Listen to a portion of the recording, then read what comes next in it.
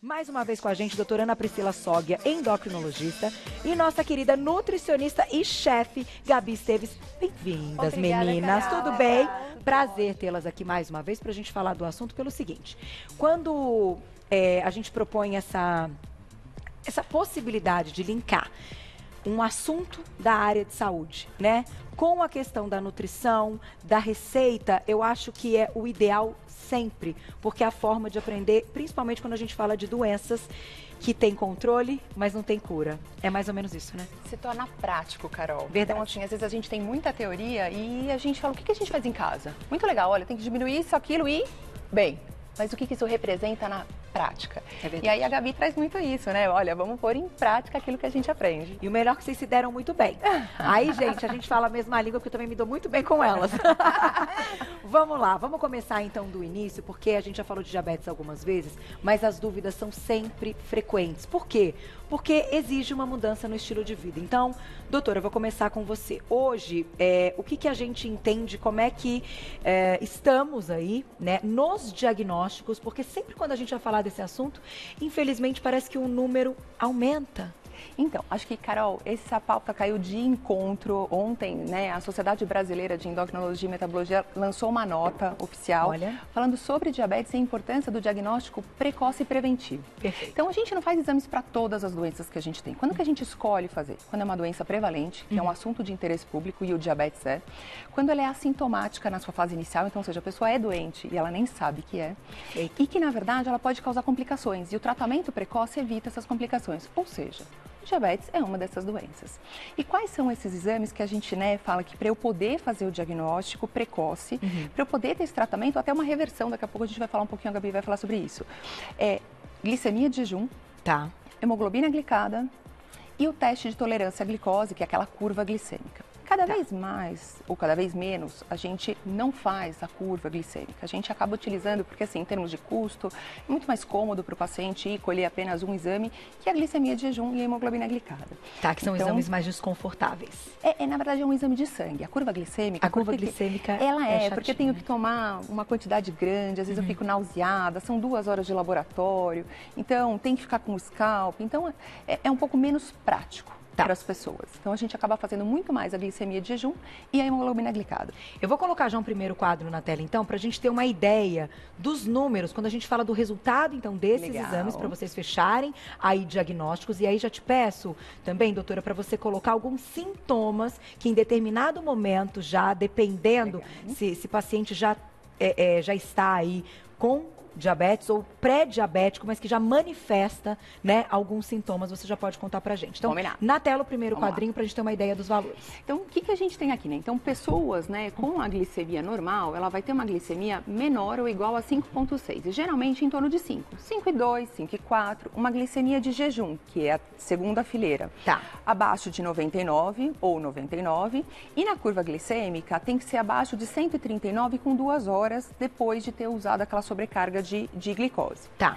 O que é o pré-diabetes? E por que isso é tão importante fazer o diagnóstico? Primeiro, porque grande parte desses pacientes vão evoluir para diabetes, porque esses pacientes podem ter complicações futuras. E aí os níveis que a gente utiliza são uma hemoglobina glicada de 5,7 a 6,4, Tá. uma glicemia de jejum entre 100 e 125 e uma curva glicêmica nas 2 horas de 140 e 199. Em relação ao que você me perguntou dos sintomas, esse é o problema, Carol, essas pessoas são assintomáticas. Nesse momento do pré-diabetes, elas não sentem nada, nem sede, nem vontade de, né, ter uma micção aumentada, vou mais ao banheiro, urina espumosa. Não. Não. Porque a glicemia tem um valor muito pouco elevado, que não é suficiente para causar sintomas, mas que a longo prazo, na verdade, é suficiente para causar aquelas complicações cardiovasculares como infarto e AVC, complicações de retina, de olho, de rim, de nervos. Então, antigamente, a gente, né, até a gente começou falando um pouquinho sobre isso antes, que a diabetes, a gente só usava o diagnóstico quando a glicemia era acima de 140. Tá. Aí a gente falou, nossa, peraí, 140 tá muito alto. Vamos abaixar para 126, porque tem um monte de gente entre 126 e 140 que tem complicação. Tá. Então a gente tem que tratar essas pessoas que estão entre 126 e 140. E mais recentemente a gente deu um novo nome, que é o pré-diabetes. Ou seja, entre 100 e 126, eu também tenho risco e eu também preciso tomar algumas ações corretivas. Perfeito. Então, de qualquer forma, são exames até de rotina, fazem parte do check-up, quando a gente está pensando aí, né, enfim, anualmente, que as pessoas vão ao médico e fazem um check-up total. Exatamente. Esses exames são os exames de rotina que devem ser pedidos. Mas aí, toco a bola então para a nossa nutricionista e chefe, que daqui a pouquinho vem com uma receita que vocês não fazem ideia, que vai ao encontro do nosso assunto, é claro, mas eu vou deixar surpresa, que vocês vão ficar com água na boca, que já tem um pedaço comprometido para todo mundo aqui no estúdio, né, Gabi? Vamos lá. Pensando, então, na questão da especialidade do nutricionista. A partir do momento que você recebe um paciente que tem números, então, que se encaixam aí nesses padrões, que estão localizados ou já com diabetes ou pré-diabéticos, não adianta. É o momento do nutricionista intervir, porque aí sim a gente consegue um tratamento.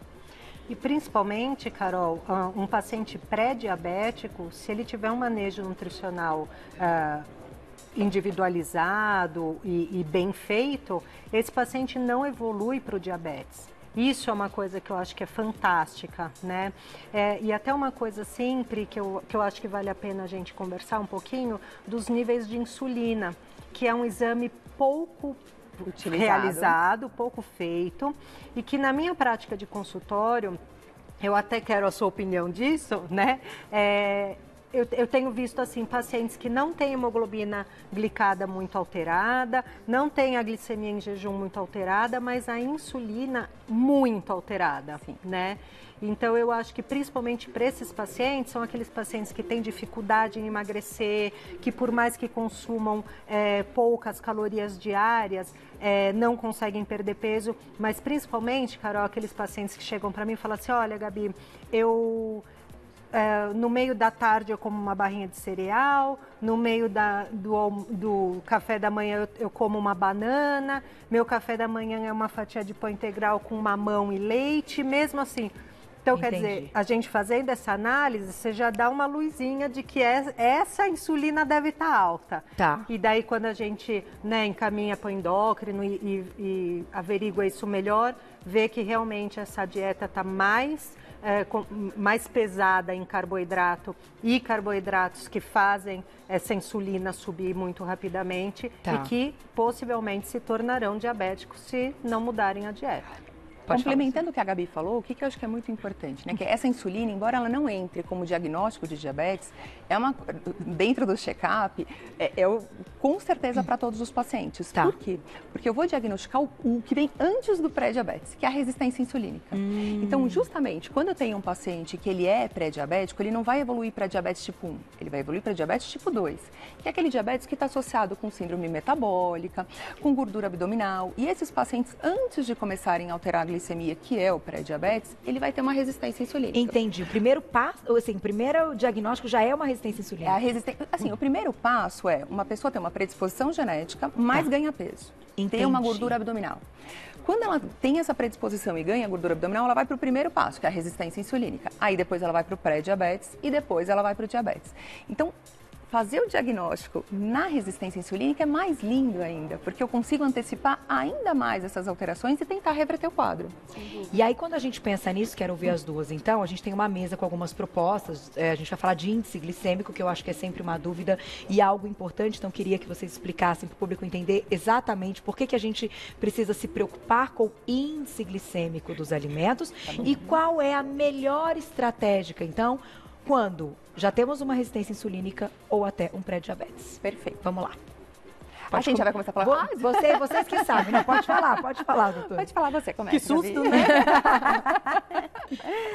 Olha, Carol, num geralzão, assim, né, que a gente vai falar aqui para muitas pessoas, eu acho que, assim, tem muita informação boa na internet, muitas páginas aí interessantes em Instagram e tudo mais, que pode dar uma pincelada. E vocês acham a tabela do índice glicêmico e de carga glicêmica de inúmeros alimentos na internet de forma segura, tá? Aqui a gente vai falar uma coisa mais geralzão. A gente tem que se preocupar com o índice glicêmico, sim, tá? tá? Então, tudo que é carboidrato de rápida absorção que a gente já conhece. Então, o pão branco, o pão francês, bolos, alimentos que tenham açúcar, arroz branco, macarrão, todos esses alimentos que são refinados, como a gente diz, são alimentos que a gente tem que tomar cuidado porque a absorção deles é muito rápida, porque eles têm uma quantidade de carboidrato livre, vamos dizer assim, muito fácil de ter essa absorção. E algumas frutas também, né? Porque quando a gente fala das frutas, eu acho importante também lembrar que eu acho que ninguém tem que ter medo de fruta, que a fruta é a coisa mais deliciosa e linda, natureza, né? Fonte mesmo da natureza, mas para algumas pessoas pode sim ser algo que atrapalha o tratamento. O que eu acho, na verdade, assim, a primeira coisa, a partir do momento que a gente contou a historinha da evolução, são pessoas que têm uma predisposição. Então, nada mais importante do que ela conhecer sobre os alimentos. Porque, por exemplo, se eu tenho uma doença pulmonar e eu tenho falta de ar, provavelmente o que eu como vai interferir muito pouco nisso. Na glicemia e no diabetes, a alimentação interfere totalmente. Certo. Então, para essas pessoas, o conhecimento sobre os alimentos, a composição, como eles funcionam, como eles são absorvidos, é muito importante. Sobre as frutas, Carol, qual que é a minha opinião? Todas são ótimas. O que a pessoa precisa ter é equilíbrio. Certo. Então, por exemplo, às vezes eu trato alguns pacientes com excesso de peso no consultório que só comem frutas, mas eles comem 20 frutas por dia. Então, não tem fruta ruim ou fruta boa, mesmo com índice glicêmico mais alto, e a gente vai daqui a pouco falar, eu vou até pedir para colocar o gráfico, para a pessoa poder entender o que é o índice glicêmico. De vez em quando... Não tem problema. Não tem problema. Se eu misturar com uma fibra, eu diminuo esse índice, que é o que a Gabi vai explicar pra gente. Então, assim, para o público poder entender um pouquinho. O que é a carga glicêmica? É a quantidade de carboidrato que aquele alimento tem. Certo. Mas a velocidade com que ele vai ser absorvido vai depender do índice. Então, por exemplo, a gente tem aqui uma curva vermelha. Esse tipo de alimento, ele tem um índice glicêmico alto, ou seja, eu faço um pico glicêmico, porque ele é absorvido muito rápido. E aí não dá tempo do pâncreas produzir a quantidade de insulina na mesma velocidade e a minha glicemia acaba ficando alta durante um determinado tempo, até normalizar. A curva amarela, ela representa um alimento que às vezes tem a mesma quantidade de carboidrato, mas ele é absorvido de uma maneira mais lenta. Então, ele não faz esse pico, meu pâncreas consegue acompanhar na mesma velocidade de absorção a produção de insulina, mantendo os níveis de glicemia adequados, mesmo com a mesma quantidade de carboidrato. Então, é muito importante, né? Puxa, Pri, tenho que ficar sabendo cada detalhezinho, né? Que foi até o que a Gabi falou. Olha, o que é importante o paciente? O que é esse geralzão que a Gabi falou? Eu preciso entender o que é carga, o que é a quantidade de carboidrato, o que é o índice. E dentro, né, ou com um acompanhamento com uma nutricionista, ou mesmo, né, na hora que você for olhar o seu prato, tentar entender e falar, olha, puxa, esse índice aqui está muito alto. O que eu consigo colocar no meu prato para diminuir, para eu não fazer um pico de glicemia? Perfeito. Ou, por exemplo, aqui tem muito carboidrato. E a doutora Ana e a Gabi falaram que está relacionado com inflamação, gordura abdominal. Puxa, aqui eu vou ganhar peso, vai piorar os meus níveis de glicemia, vai piorar a minha resistência. Então, acho que eu vou diminuir um pouco o carboidrato. Então, ele começar a ter esse bom senso e conhecimento para ele também poder cuidar da saúde dele. Então, na verdade, o grande problema, o que é perigoso, é ter essa insulina circulando na corrente sanguínea? Então, são duas coisas, Carol. Então, quem vai causar as complicações de coração, olhos, nervos, infarto, é a glicemia. Então, a glicose alta, ela é tóxica para todos os nossos órgãos e células. Então, a gente tem que controlar. Só que a insulina alta, o que antes a gente achava que isso não era um problema, hoje também é. Então, hoje a gente tem vários estudos mostrando que essa insulina alta, que faz parte de um componente inflamatório alto, pode levar a aumento de risco de inflamação, aumento de proliferação celular, aumentando o risco de neoplasias e tumores. Então, ou seja, pacientes que têm insulina mais alta vão ter um risco aumentado, muitas vezes, de ter alguns tipos de tumores, como câncer de mama, como câncer de próstata, câncer de intestino, relacionado ao papel proliferativo desse hormônio, porque ele causa uma proliferação celular. E mais recentemente, doenças neurodegenerativas, como Alzheimer, como Parkinson. Tem até alguns estudos que falam que, na verdade, o Alzheimer, o Parkinson, é o diabetes do cérebro. Porque tem esse mesmo componente de ação, não é que é só isso, por favor. Claro, entendi. Mas que a insulina, ela contribui para aumentar esse risco, ela contribui. Então, os dois são ruins. Glicemia e insulina elevadas. Vamos lá. Gabi, vamos falar um pouquinho dos alimentos que estão aqui? Vamos lá? Vamos.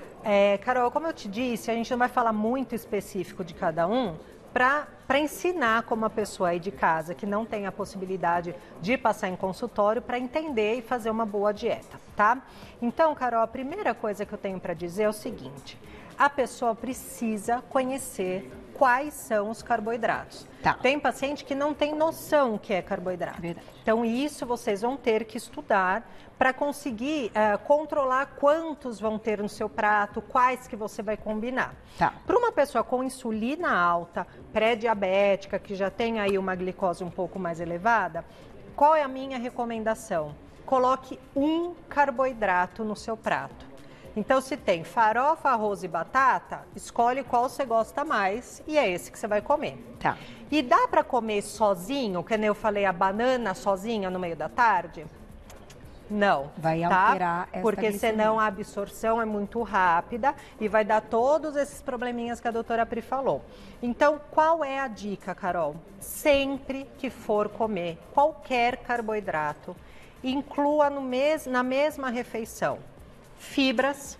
Tá. Então, verduras, legumes, aveia, farelo de aveia, porque essa fibra vai fazer a absorção desse carboidrato ser mais lenta, fora que vai dar mais saciedade, tá? Outra coisa, Carol, sempre a gente colocar proteína. Então, por exemplo, aqui a gente tem uma tapioca, só ela feita, até se colocar uma semente de chia, não resolve para essa questão de absorção. Tá. Quando a gente coloca ovos, por exemplo, né?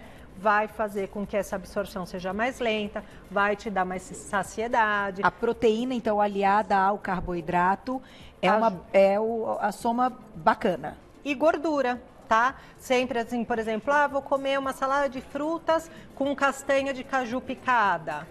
Perfeito. Bom, hein? E se a gente Além de puder, gostoso. se nós pudermos, Carol, juntar tudo isso numa refeição, fica perfeito, né? Tá. Então, por exemplo, vamos fazer uma crepioca com espinafre na massa, colocar um queijinho curado no meio e, sei lá, pôr um azeitinho. Pronto. Ela é um cardápio ambulante. Ai, que delícia esse queijinho.